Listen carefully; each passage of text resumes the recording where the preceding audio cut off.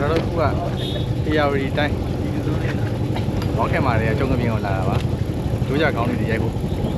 ကျိုးကြကောင်းလေးတွေဒီမှာအများကြီးကြားတယ်ဆိုတော့လာရတာပါဒီကတော့ရှားပါတော့ရရပတ်သက်ပဲလေးရဲ့ဒီကြားရပါမလားရဲ့ဒီကအဲ့ဒါတွေကိုဒီကစားတဲ့ခေတ်ချပါတော့ဒီရတော့ဝီလို့ဆင်ပါတော့ဒီရက်ရက်တွေကတော့2မျိုး3မျိုးလောက်ရှိတယ်ဒီချက်ကိုတဲ့ဝီပါတော့ black hat တဲ့ iPad တို့နောက်တော့ကိုရီးယားတဲ့ data တို့ပေါ့နော်ခဲဆရာတွေကအများကြီးပဲဒီမှာရှင်းရအောင်ဘယ်နှကောင်ရမလဲတော့ကြည့်ရအောင်ဒီခုတော့ဒီနေ့မှာဒုရ3កောင်တွေ့ပြီမရိုက်မယ်ကျွန်တော်တို့3កောင်ဒုကြ3កောင်ဗျာဒီကောင်ကအဲ့ဒီနည်းနည်းဟိုတယ်နည်းနည်းမိုးရဲဝီပါရလေဒီချိန်ပဲကောင်းတယ်မိုးရဲကြော်သွားရင်ဟုတ်တယ်လို့မရတော့ရဲလို့မလွယ်တော့ဘူးကောင်စ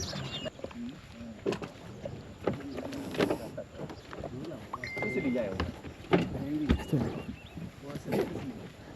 စစ်လေးလည်းအဲ့လိုအထိုင်လေးတွေရိုက်ထားလိုက်ဟုတ်မှာကျွေးရရင်ဟိုးမှာကျွန်တော်လိုက်ရဲဟိုးမှာအခုဆိုရင်ကျွန်တော်လေကွင်းထဲကကျွေးရကောင်းလေးတွေကိုစပြီးတမရိုက်နေပါပြီတမရိုက်လိုက်ပြပြလေးခါလေးကိုင်းမဆက်သွားလိုက်လုံနေရပါဆိုတော့တို့ကလူတွေမြင်လန့်ပြီးတော့ထပြန်အောင်ပါဆိုလို့ပေါ့နော်ကျွန်တော် division နဲ့ရိုက်လိုက်ပြီးတိုးသွားလိုက်ရိုက်လိုက်လုံနေရပါ black wist လေးရှိတာမျိုး black wist ကျူတာကတော့ပြန်လိုက်fly you နှစ်ကောက်ပြန်လိုက်fly you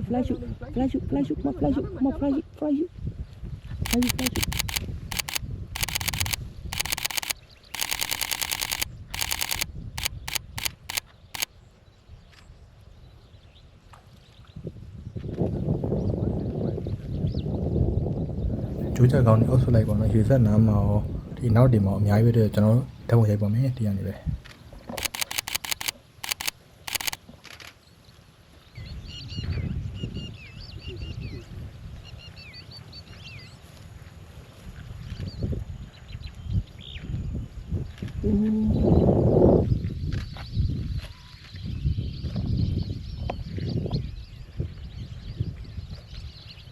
ပါလေပါလေဒီကတည်းကခိုင်းလိုက်လားညနေကျပါရစင်ပြီးကနေကြခိုင်းလိုက်လားဟုတ်လားကျေးဇူးတင်ပါတယ်ဒီကခိုင်းလိုက်ဟုတ်လားကျွန်တော်တပားညှက်ရပြီဆိုလို့ရှိရင်ရွှေတယ်အမေကောင်းကိုဒီကားတော့မောင်လေးမို့ရအဲ့ဒါမိုက်ရှယ်ပဲ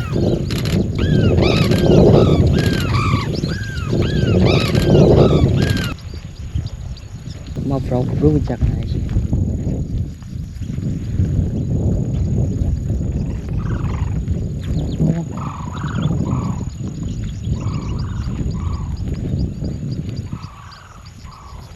ဒီမှာဂျိုးကြော်လေးတွေကဒီအုပ်စုလိုက်ဖွဲ့လိုက်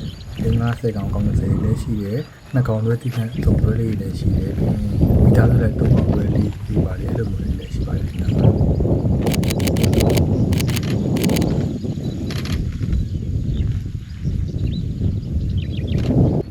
ဒီကြုံကပြင်းမှာပေါ့နော်ဒီဂျိုးကြတွေကဒီဆောင်းနဲ့ဆိုရင်ဆောင်းလာခေါ်တဲ့အကောင်လေးဆုံး4560အဲ့လိုမျိုးကြာတာတွေလည်းရှိရယ်ပြီးတော့ဒီဆောင်းနဲ့ကုံလို့သူတို့ပြန်တဲ့ချိန်မှာမပြန်မနဲ့ပေါ့နော်ဒီမှာကြံခဲ့တဲ့ကြိုးကြလေး50ကောင်ကောင်းတယ်လည်းရှိကောင်းရှိမှာပေါ့နော်အဲ့လိုမျိုးလည်းရှိပါတယ်ဒီမှာထိုင်နေခက်လို့လည်းဖြစ်နေတာပေါ့နော်တချို့ကောင်လေးတွေက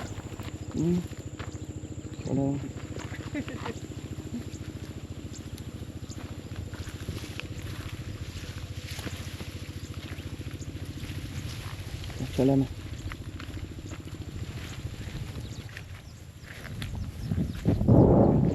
ဟိုးရှိမှတက်ပိန်နေနေရှိရတာတွေ့လားသူ့မှာအကျွတ်တွေလုံးဝမရှိရတော့တပိန်တော့မှငှက်တွေနဲ့ပြည့်နေတော့သူ့ကိုကျွန်တော်တော့ငှက်တက်ပိန်ကြီးလိုပဲနာမည်ပေးလိုက်မယ်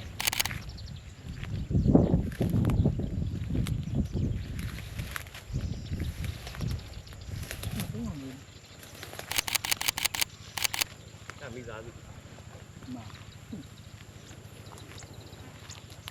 ရတယ်လည်းဟဲ့တယ်ဟိုးခိုင်းရပါဘာကောင်းလဲ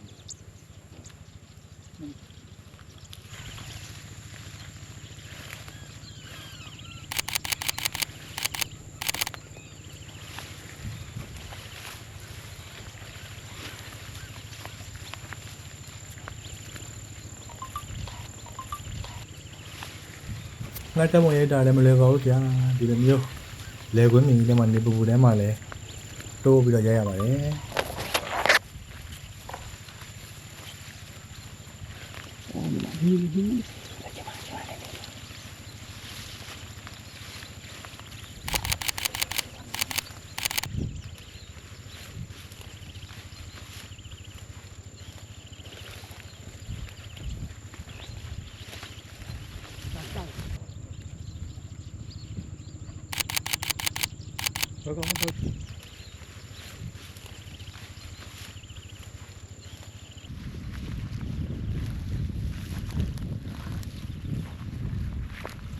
ကဲတို့ရတယ်တော့ရခဲ့ပြီဟောဒါယူရည်သေးမလား တို့ရရခဲ့ပြီ ရခဲ့ပြီကျွတ်ကောက်ပွဲကျန်တာ ညနေကမလားမနေ့ကကမလား ဒီခီးတွေနဲ့ကြောင်းကျွန်တော်နည်းနည်းရှင်းပြပေးစီတယ်ပေါ့နော်ကျွန်တော်ဒီရန်ကုန်ကနေပြီးတော့ ARV တိုင်းဒီဝါခင်မှာကျွန်တော်တက်စစ်ကိုကိုအောင်ကားလေးနဲ့လာတယ်ပြီးတော့ဒီချိန်ထားတဲ့နေရာပေါ့နော်ဒီလှေစိတ်မှာပဲကျွန်တော်တောင်ငန်ကြီးလေးရဲထိုက်စိုးရနေပြီကျွန်တော်လှေနဲ့ကျွန်တော်တို့လာကြိုးပါတယ်ပေါ့နော်ပြီးတော့ကျွန်တော်လှေနဲ့ကျွန်တော်တဲမဲ့နေရာပေါ့နော်တဲမဲ့နေရာကိုလည်းသူတို့ပဲစီစဉ်ပေးထားရအောင်ပါပေါ့နော်ပြီးတော့အစားတော့လည်းဒီကျွာအိမ်နေရာပဲဒီခေါက်အဲ့ဒီလိုင်းတင်ရနေပြီးတော့ချက်ပြီးတော့ပို့ပေးတယ်နောက်တစ်ခေါက်အဲ့ဒီလိုင်းနောက်တင်ဆိုတာလည်းပေါ့နော်သူတို့စီစဉ်ထားတဲ့အတိုင်းပဲကျွန်တော်တို့အကုန်အပြည့်ဝစီစဉ်ပေးထားတာပါ ဘူးကိုဘယ်သူချက်ရဟဲ့ဒီချက်ပြီးရ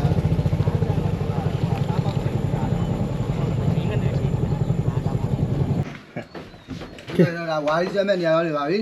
တယောက်သေးပဲစားမှာ ဦးစင်းကတော့ဟမ်မဆောင်နိုင်တော့ဖြစ်နေပါတယ်ဦးစင်းကတော့ ဟင်းနေပါရိုက်တာနော် ဒါက9ကြော်လေးပါ ဟင်းနေရတော့ဒီမှာ9ကြော်လေးရဲ့ကြက်သားဟင်းရဲ့ကစုံရဲ့ကြော်ပြီးတော့ဒီမှာပေါ့နော်တို့စီကတကယ်သီးလေးတွေ 9ကြော်လေးက တခွားသီးလေးရှိတယ်ဟုတ်တယ်ဟုတ်တယ်ချင်းဝင်နေပါပါတယ်ပေါ့နော် လူနေလို့ဖြစ်တယ် ဒါဒီကောင်တော့ဒီရွာပဲကျွန်တော်တို့ကစီစဉ်ပေးတာပါ 9ကြော်လေးကလူစားလိုက်ဟိုရွတ်ဖြစ်တာ ရဲထိုက်ဆိုပြောတာရဲထိုက်ဆိုစားပြီလားတို့ငါ6ချော့သေးနဲ့ရောင်းနေဆို ဒါရတယ်ဆရာ ဒါတကားပဲ ရဲဆိုတော့အောက်ကောမှာဆရာဟုတ်ကဲ့ဟုတ်ကဲ့ပါဗျာ အခုကတော့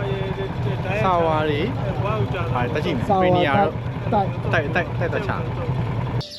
ဒီတရက်ပင်တွေထဲမှာပေါ့နော်စာဖုံးကြီးရယ်စာကောင်းကွက်ရယ်စာဘိုးတောင်းရယ်၃မျိုးလုံးနေပါပေါ့နော်၃မျိုးလုံးအတိုက်ရစောင့်နေကြတယ်တချို့ကြောင့်နည်းနည်းလေးစာဖုံးကြီးဆိုပြီးတစ်မျိုးတည်းပဲထင်ကြတယ်တကယ်တမ်းသူတို့ကတော့သူတို့ရဲ့ခေါင်းကအကွက်လေးပုံစံလေးတွေအတောင်ပုံစံလေးတွေအယောင်ပုံစံလေးတွေကိုကွဲတယ်ပြီးတော့သူတို့ရဲ့အတိုက်ပုံစံနဲ့ကွဲတယ်ပေါ့နော်အဲ့ဒါပေါ့ခွဲပြီးတော့သူနာမည်၃မျိုးဖြစ်သွားစာဘူးတောင်းရယ်စာကောင်းကွက်ရယ်စာဖုံးကြီးလည်းဖြစ်သွားစာဘူးတောင်းရအားလုံးထဲမှာအတိုက်ကအလှဆုံးပေါ့နော်သူ့တိုင်အလှဆုံးပါ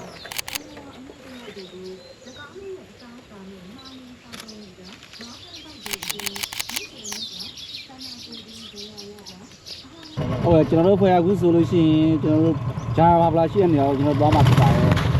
ဟုတ်ကဲ့ဒီလောက်အခုရက်မှာတော့တန်ကောင်းတော့ကျွန်တော်တို့ Yellow Pacific Band နဲ့ကျွန်တော်တွေ့ရမှာဖြစ်ပါတယ် အဲ့ဒီရိုက်ပြီး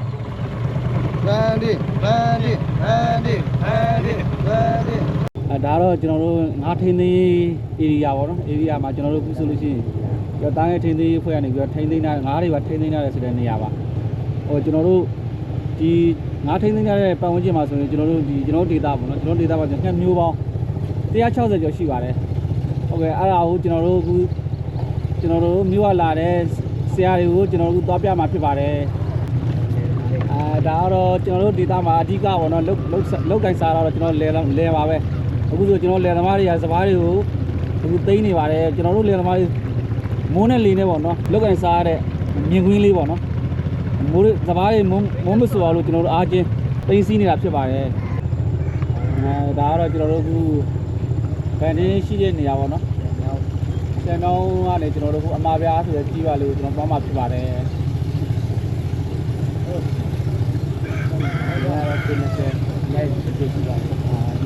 ဒီလိုအကျဉ်းဝင်က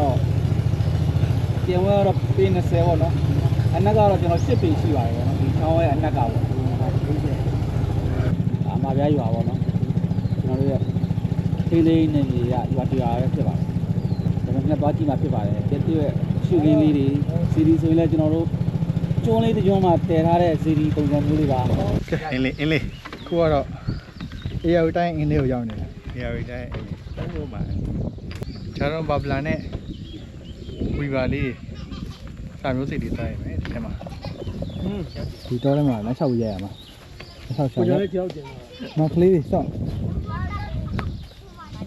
ဟုတ်ပြီ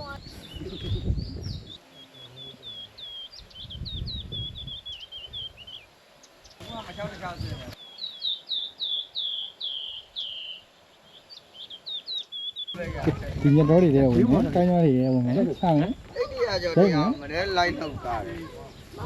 ညစာလေးနဲ့ဆိုင်မယ်ဗျာဘာရမလဲကြည့်အောင်ဒါကကိုညာရှာနေပါပြီ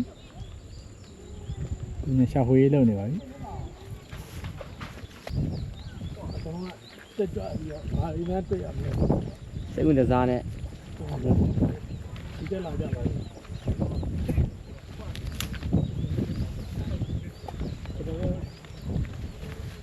ဒီမန်တော့ကျောင်းဘာပလာပေါ့ကျောင်းဘာပလာဘာမှလည်းခေါ်မလဲ ကိုက်ဆွေ စိုက်ဆွေ ကိုက်ဆွေ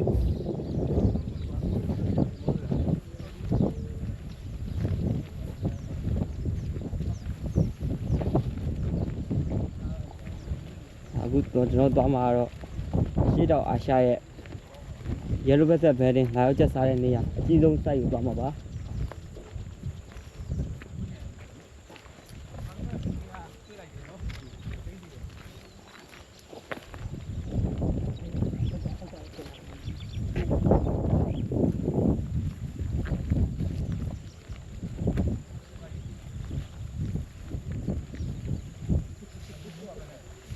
အော် အေးဒီခုံလေး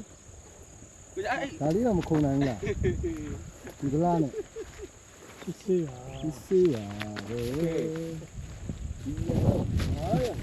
မကြည့်လိုက်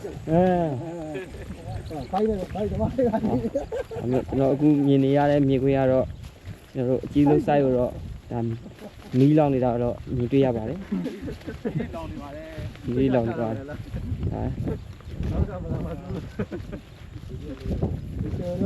ာ တော့ဘာပလာရှိရဒီကိုသွားနေရခင်ဗျမရမမြဘူးဆိုတော့ဒီနေ့မှမပြီးပါခင်ဗျ မီးလောင်နေပါရဲ့အခုကတော့ ဒါ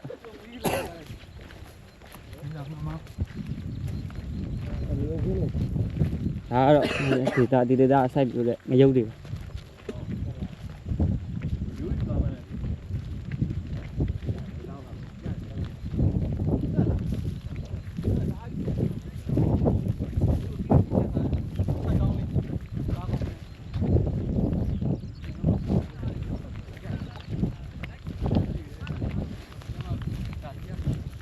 ဘလတ်ကိုအရှင်းပါ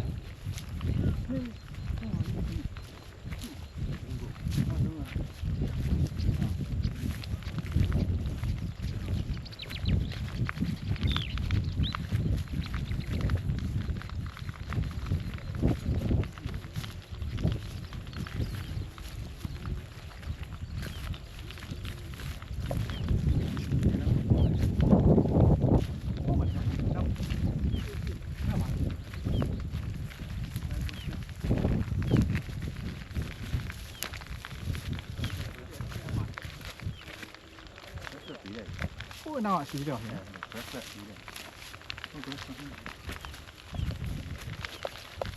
ါတော့ဒီဆောက်ဒီအေရှားမှာဆိုရင်ဒီနေရာက YBB လာတက်ထားတာအများဆုံးကကျောက်ကပြေတက်စိတ် area မှာဆိုရင်ဒီနေရာလေးကအများဆုံးကြားတဲ့နေရာလေးပါပေါ့နော်အခုအများဆုံးကြားတဲ့နေရာလေးကဟိုဒီ data ခဲတွေရဲ့ layer ပိုင်ဆိုင်မှုပေါ်မှာရှိတဲ့အတွက်ဒီမီးရှို့တဲ့အတွက်ဒီတော့မီးလောင်နေပါပြီ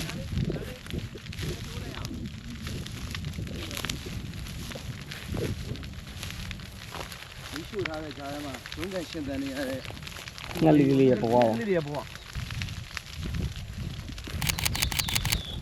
အခုဆိုရင်ကျွန်တော်တို့ရဲ့ငှက်ဆရာတွေဆိုလို့ရှိရင်နှစ်ပေါင်း80ကျော်ပျောက်ဆုံးနေတဲ့ဂျာရာဘာဘာကိုဓာတ်ပုံရိုက်နေခြင်းဖြစ်ပါတယ် ကျွန်တော်တို့ရန်ကုန်ရောက်လာတဲ့ကျွန်တော်တို့အဲ့ဒီလူကတိရဲ့ တဘာဝ အယိုးနေကျွန်တော်တို့ပြီးမှပြပါတယ် ဒါကတဘာဝ အယိုးနေရဆိုလို့ရှိရင် organic စစ်စစ်ကပေါ့နော် organic စစ်စစ်ပါလောက chemical မသုံးပါဘူး ကင်မီကယ်လုံးဝမပါပါဘူးအဲ့ဒါကိုကျွန်တော်တို့တဘာဝတိုင်းသူ့အတူပေါက်နေတဲ့ဟာကိုကျွန်တော်တို့ညကြရင်ကြော်ကျွေးမှဖြစ်ပါတယ်ကစုံပလိုက် ကစုံပလေးပါကစုံပလေးလေးကို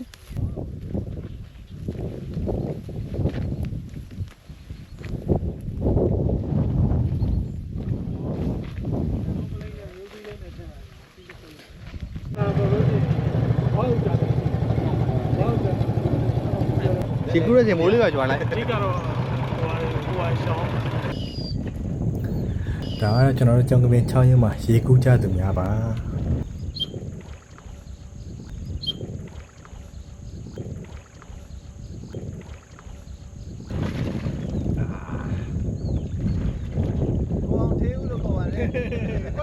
ကျွန်တော်တို့ရဲ့အခုဂျိုးကြာခီးစဉ်လေးရာဆိုရင်ချင်းအခုဆိုရင်အောင်မြင်စွာနဲ့ပြီးဆုံးခဲ့ပါပြီကျွန်တော်တို့ ဒိုးကြဖမ်းတဲ့ဒါပေါ်သားတွေပါဒိုးကြအုပ်လိုက်ကြီးမြင်ရတာဘယ်လိုခံစားရပါလဲပြောရလားဒိုးကြကြီးကိုအုပ်လိုက်ကြီးမြင်ရရောဘိုင်ဘိုင်ကျော်ကပင်